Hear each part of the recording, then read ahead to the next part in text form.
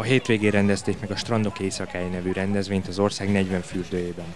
A fürdőzők a Bükkfürdő Gyógy- és Élménycentrumban csillaglesen is részt vettek. Akik a jövőjükre voltak kíváncsiak, jósolt adhattak. Hivatásos jósnő jósolt a kártyákból a vendégeknek. A mai rendezvény a Strandok éjszakája nevet viseli, a Magyar Fürdőszövetség által életre hívott rendezvény, amely igazából egy országos rendezvény. Most már több éves múltra tekint vissza. Ezen a rendezvény sorozaton, hogyha már így tekintjük, ezen a rendezvényen az ország több fürdői is részt vesznek, így a Bükki Gyógyfürdő, illetve Bükkfürdő Gyógy- és Élménycentruma is.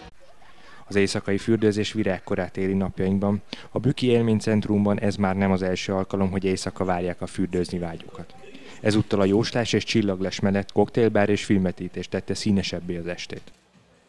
Ez a rendezvény hasonlít az éjszakai a gyógyfürdő által több ízben rendezett éjszakai fürdőzéshez. Ehhez hasonlóan a Strandok éjszakáján is zenével, filmvetítéssel, koktélbárral, az élménycsúszda, illetve az élményfürdő működtetésével, fürdőzéssel tölthetik el az időt a kedves vendégeink.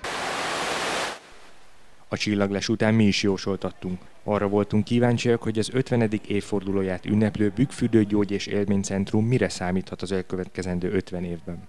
Azt is megkérdeztük, hogy a fürdőbe látogatóknak milyen lesz a jövője. Most egymást követő kártyák lesznek a jóslatok.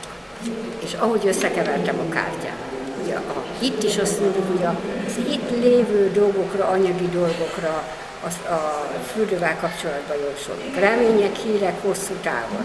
Ez nem csak kis időre jósol. Ajándék, siker, jutalom a következő kártya, pénzügyekben is, hogy az élet is megengedi, hogy jól menjenek a dolgok. A sikeres, boldog jövő, az megint hosszú távú előrejelzés.